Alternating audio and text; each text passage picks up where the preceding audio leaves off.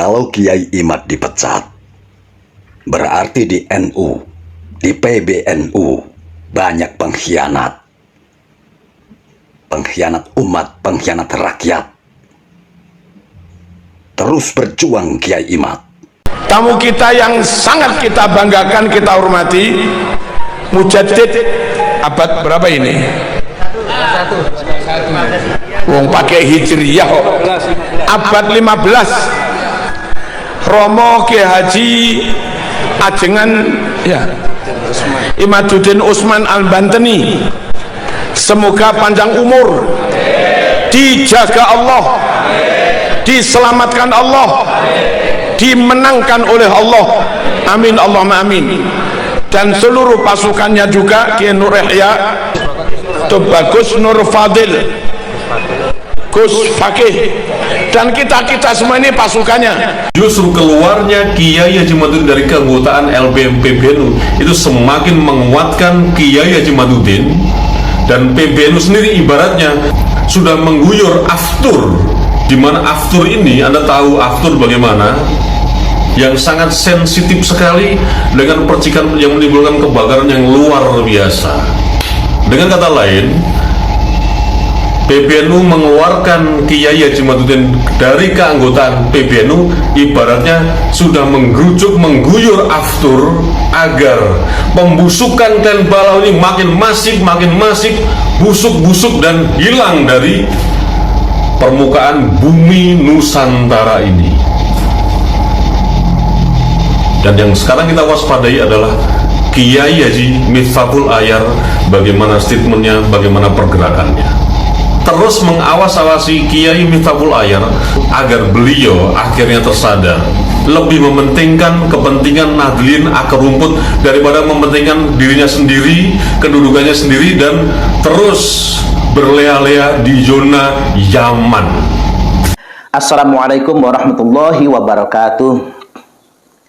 Sedang geger di jagat media sosial terkait dengan surat keputusan pengurus besar Nahdlatul Ulama.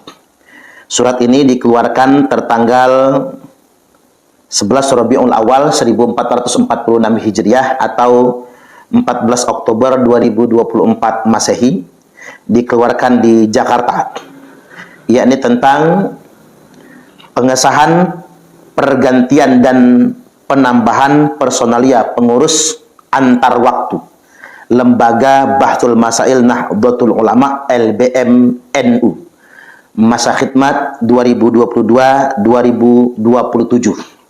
di mana ketika membaca lampiran surat keputusan tersebut, ternyata ketika dibaca di daftar anggota Lembaga Bahthul Masail LBM PBNU sudah tidak menyertakan nama Kiai Haji Imaduddin Utsman Al-Bantani.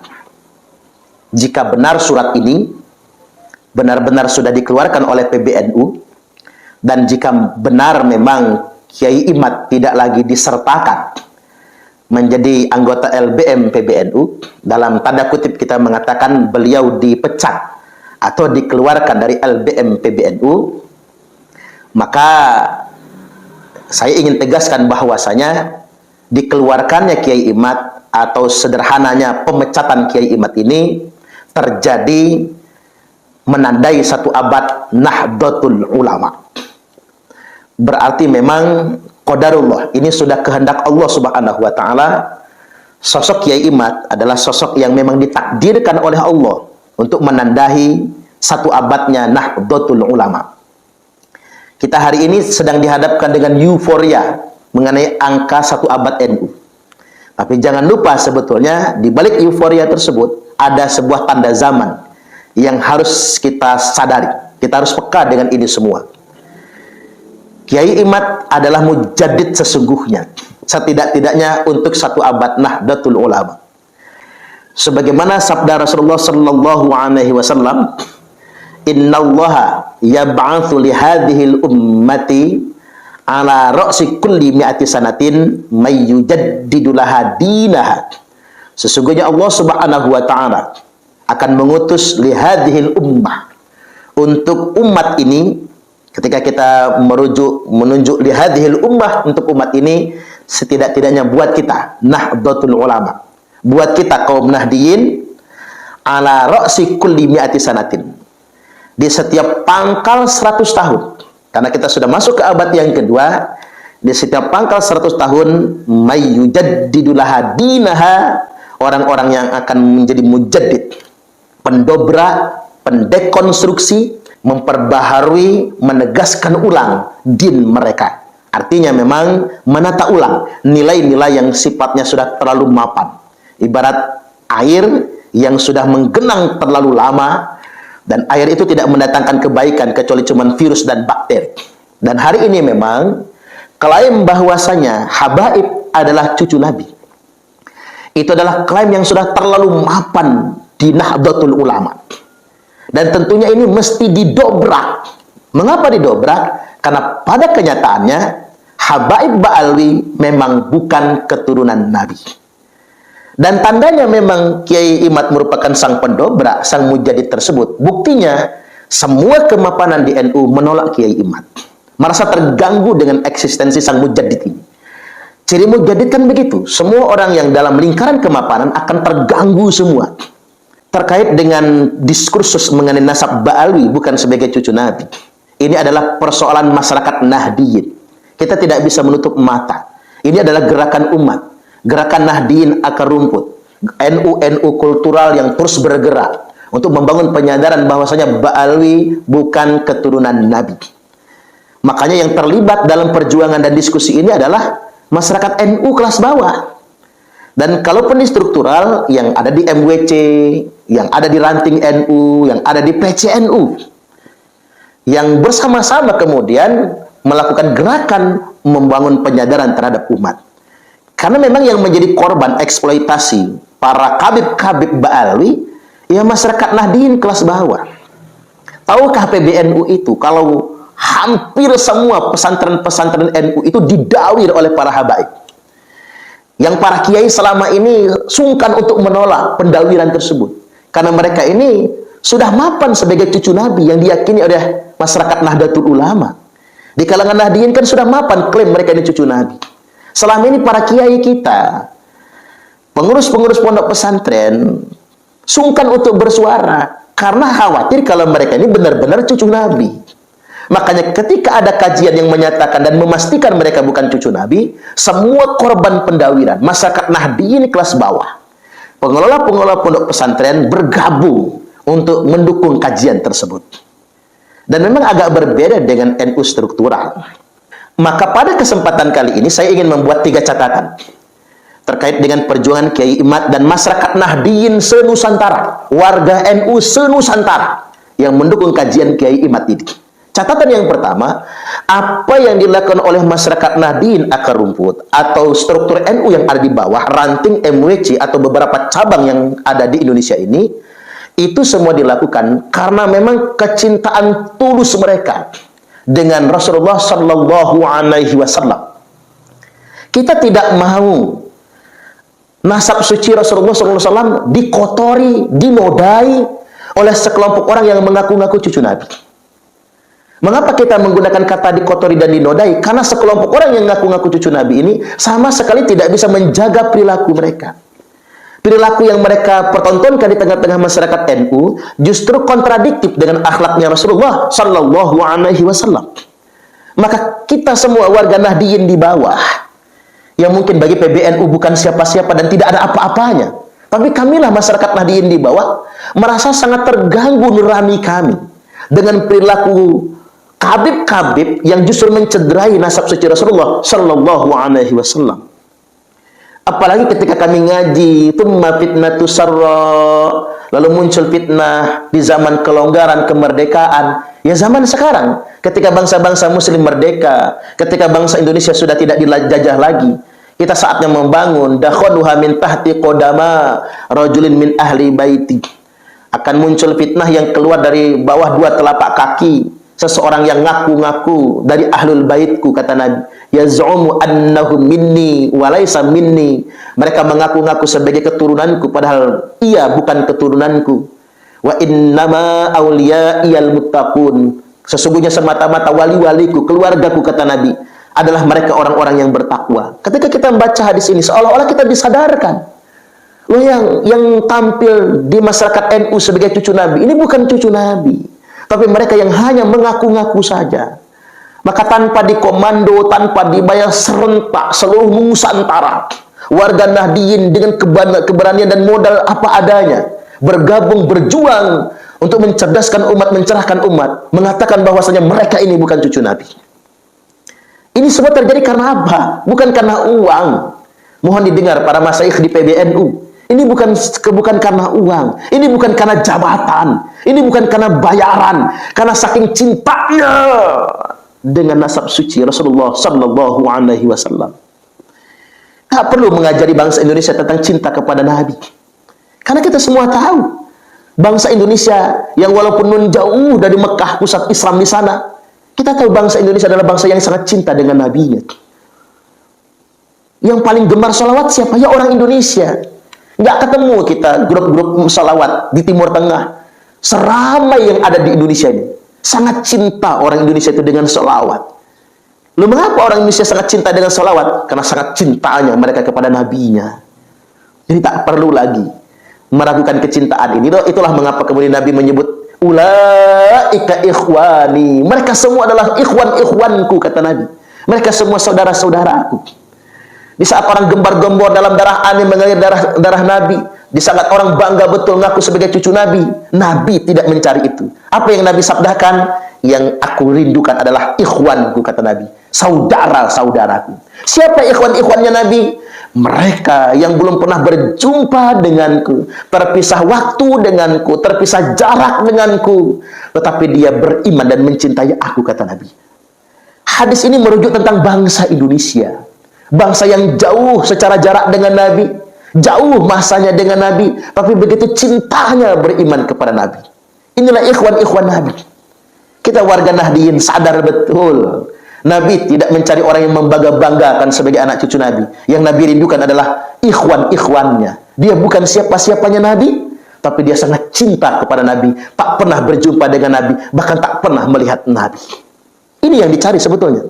Catatan yang kedua saya ingin sampaikan hari ini, kami, masyarakat Nahdiyin di bawah, walaupun tidak lagi dimasukkan ke struktur, walaupun Kiai Imad sudah dipecat dari PBNU, walaupun mungkin yang lainnya yang berjuang dengan frekuensi yang sama dengan Kiai Imad, yang mungkin tidak lagi diakomodir di struktur NU, entah sengaja atau tidak sengaja, tapi izinkan kami terus berjuang, mencerdaskan umat ini. Kalaupun tidak diizinkan, kami tetap terus berjuang. Kami maklum hari ini struktur NU sedang sibuk. Sibuk dengan apa? Saya perhatikan kita harus jujur-jujuran nih. Karena ini satu abad Nahdlatul Ulama. Sedang sibuk dengan kekuasaan. Ada yang sibuk ingin menguasai partai politik. Ada yang sibuk kemudian ingin mendapatkan jatah menteri. Oke, kita jujur-jujuran. Buka mata, buka telinga. Hari ini kan kita sedang disebutkan dengan itu semua. Ada yang sibuk ingin dapat jatah menteri. Ada yang sibuk ingin mendapatkan jatah proyek. Ada yang sibuk kemudian ingin mendapatkan kedudukan tertentu. Sedangkan di tingkat wilayah ada yang sibuk ingin jadi gubernur, wakil gubernur. Ada yang sibuk ingin menjadi bupati, wali kota, atau wakil bupati, wakil wali kota. Ada yang sibuk menggunakan privilege NU-nya untuk nyalek dan lain sebagainya. Bahkan betapa banyak kader-kader NU struktural yang memiliki jabatan struktural di NU menggunakan privilege NU untuk mendapatkan proyek-proyek strategis yang ada di pemerintah. Kita jujur-jujuran saja. Apa kami menyalahkan kader-kader NU yang sibuk nyari proyek, nyari jabatan, memanfaatkan itu untuk kepentingan politik? Enggak kami salahkan. Karena orang NU juga penting jadi menteri, orang NU juga penting jadi gubernur, jadi wakil gubernur, jadi bupati, wali kota, jadi anggota dewan, ngelola proyek ini, proyek itu, tambang ini, enggak kami salahkan. Kami semua berharap juga itu maslahat buat masyarakat Nahdlatul Ulama. Hanya saja jangan melupakan esensi perjuangan sebenarnya. Kita nggak boleh mengkhianati Mbah Hasyim Asy'ari. Makanya pesan buat Kiai Imad, walaupun tidak diakomodir di struktur NU, panjenengan tetap menjadi Nahdiyin. Panjenengan tetap menjadi warga NU. Karena kita mengamalkan pesan Mbah Yai Hasyim Asy'ari. Kita urusin NU. Walaupun tanpa jabatan, walaupun tanpa di struktur, karena kita merupakan santri, Romo Hadratus Syekh Kiai Haji Hasyim As'ad. Enggak masalah itu. Kita berbaik sangka dengan hari ini kader-kader NU yang memang sedang sibuk betul dengan jatah menteri, dengan jatah tambang, dengan proyek ini, proyek itu, menjadi tim sukses dari calon bupati, calon wali kota, calon gubernur, calon wakil gubernur, dan kemudian mendapatkan setidak-tidaknya uang untuk dukung sana dukung sini. Kami semua maklum dengan itu semua.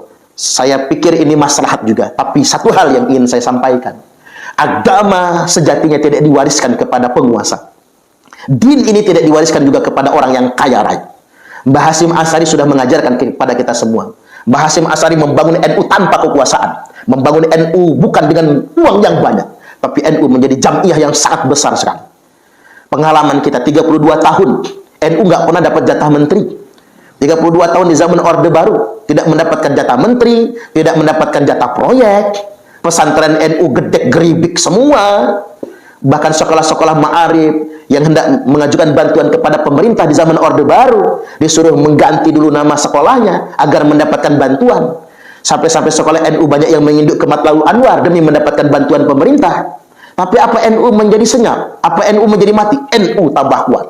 Setidak-tidaknya hari ini ada 30.000 lebih pesantren Nahdlatul Ulama. Ada jutaan santri yang belajar di pesantren-pesantren NU. Gedung memang tidak megah, bahkan dibangun secara swadaya. Coba kita lihat di Tebu Ireng, di Lirboyo, di mana asrama-asrama santri dibangun secara swadaya. Santri Lampung bikin asrama Lampung, santri Banten bikin asrama Banten. Mereka telepon orang tuanya, ayo nyumbang. Walaupun dibangun sedemikian rupa, tapi ada puluhan ribu santri yang cerdas, yang alim di sana. Ini menandakan NU dan din Islam ini tidak dibangun atas dasar kekuasaan. Walaupun orang Islam berkuasa semua, Islam belum tentu berjaya. Walaupun orang Islam kaya sugih semua, Islam belum tentu berjaya. NU belum tentu berjaya. Agama tidak diwariskan kepada penguasa dan pengusaha. Tapi sejatinya agama diwariskan kepada orang-orang yang berilmu. Wa annal ulama'a warasatul anbiya. Dan sesungguhnya ulama itu adalah pewaris para nabi. Ini catatan yang kedua. Jadi kita memaklumi hari ini ketika NU struktural, terutama yang di atas, sedang asyik dengan proyek jatah menteri, jatah kekuasaan, tim sukses dan lain sebagainya. Tapi kami NU kultural akan terus mendobrak untuk menandai satu abad Nahdlatul Ulama ini. Kemudian poin yang ketiga, apa yang dilakukan masyarakat Nahdiyin kelas bawah ini, yang diantaranya ada Kiai Imad, ada Kiai Marzuki Mustamar, ada Kiai Muhammad Abbas Bili Yaksi, dan kiai-kiai yang lainnya, anak-anak muda yang lainnya, ini dalam rangka menyambut 1500 tahun masa Islam dari kelahiran Nabi. Maka tahun 1446 Hijriah ini terhitung sudah 1499 tahun. Artinya tahun depan sudah 1500 tahun. Zaman sudah semakin akhir, Israel sudah semakin zalim. Setidak-tidaknya barangkali, mungkinkah Imam Mahdi akan segera muncul? Karena Nabi SAW telah menyatakan, Imam Mahdi itu min itrati. Imam Mahdi itu adalah keturunanku, kata Nabi. Min waladi Fatimah, dia adalah keturunan Fatimah. Berarti dzurriyyat Nabi. Dalam hadis yang lain disebutkan min ahli baiti. Imam Mahdi itu adalah dari keluargaku, kata Nabi. Di mana ismuhu, ismi, namanya adalah namaku, kata Nabi. Wa ismu abihi, isma abi, dan nama bapaknya adalah nama bapakku, kata Nabi. Imam Mahdi itu adalah keturunan Fatimah. Imam Mahdi itu adalah itrohnya Nabi. Imam Mahdi merupakan bagian dari ahlul baitnya Nabi. Namanya Muhammad, bapaknya bernama Abdullah. Maka ulama sepakat, wajib memverifikasi siapapun yang mengaku-ngaku anak cucu Nabi, agar tidak ada Imam Mahdi palsu. Jadi kalau ditanya, apa wajib membuktikan Ba'alwi itu, memverifikasi Ba'alwi sebagai cucu Nabi betulan? Iya, wajib. Karena kita sudah di akhir zaman, kita mengantisipasi agar tidak ada Imam Mahdi palsu, orang yang ngaku-ngaku keturunan Nabi, ahlul bait Nabi, padahal bukan. Karena Imam Mahdi adalah pemimpin pasukan umat Islam untuk berperang terhadap kezaliman Yahudi Israel tersebut. Maka mau tidak mau, menyongsong kehadiran Imam Mahdi ini menjadi wajib bagi kita semua memverifikasi siapapun untuk membangun kepastian siapapun yang telah membangun tersambungnya nasab kepada Rasulullah Sallallahu Alaihi Wasallam. Sebagaimana yang disebutkan oleh Al-Hafiz Ibnu Hajar Al-Haytami, yang bagi li kulli ahadin ayyakula lahu ghiratun fi hadzal nasabi syarif wa dhabatahu hatta la yantasib ilaihi sallallahu alaihi wasallam ahadun illa bihaqq. Kita semua harus sensitif menjaga kemuliaan nasab suci Rasulullah sallallahu alaihi wasallam, dan kita yang punya ilmu dan kemampuan seperti Kiai Imad wajib meneliti, memeriksa siapapun yang mengaku-ngaku sebagai keturunan Nabi, dan tidak ada lagi nanti yang berani mengaku sebagai zuriat Nabi kecuali dengan data yang benar. Dan kami ingin ingatkan kepada Bani Ba'alwi, ma min rajulin idda'a li ghairi abihi wa huwa ya'lamuhu illa kafar. Tidaklah seorang yang sengaja membangun penasaban kepada laki-laki yang bukan bapaknya, kecuali pasti dia telah melakukan kekafiran kepada Allah Subhanahu wa taala. Wa man idda'a qauman laisa lahu fihim nasabun falyatabawwa maq'adahu minan nar. Barang siapa yang ngaku-ngaku nasabnya berasal dari nasab keluarga tertentu, klan tertentu, kaum tertentu, termasuk mengaku-ngaku sebagai keluarga Nabi, nasabnya dari Nabi, padahal bukan, falyatabawwa maq'adahu minan nar, silahkan dia mengkapling sendiri tempat tinggalnya di dalam neraka yang sudah disediakan oleh Allah Subhanahu wa taala. Terus berjuang masyarakat Nahdiyin senusantara, mari kita bangkit menandai abad kedua Nahdlatul Ulama. Kalaupun Imam Mahdi belum muncul di zaman kita hari ini, setidak-tidaknya Allah akan kirim mujaddid. Saya ulangi, kalau Imam Mahdi belum muncul, setidak-tidaknya yang muncul adalah mujaddid setiap 100 tahun. Cuman kalau Imam Mahdi sudah muncul, kiamat sudah mau mendekat. Tapi kita berharap itu semua takdir Allah. Kalaupun tidak, harapan kita muncul mujaddid. Kalau muncul mujaddid, maka usia zaman masih panjang. Innallaha yab'atsu li hadhil ummati ala ra'si kulli mi'ati sanatin mayyujaddidu laha dinaha. Semoga yang muncul adalah mujaddid, dan kita terus membangun negara kesatuan Republik Indonesia bersama Islam yang rahmatan lil alamin. Wallahul muwaffiq ila aqwamit thoriq. Wassalamualaikum warahmatullahi wabarakatuh.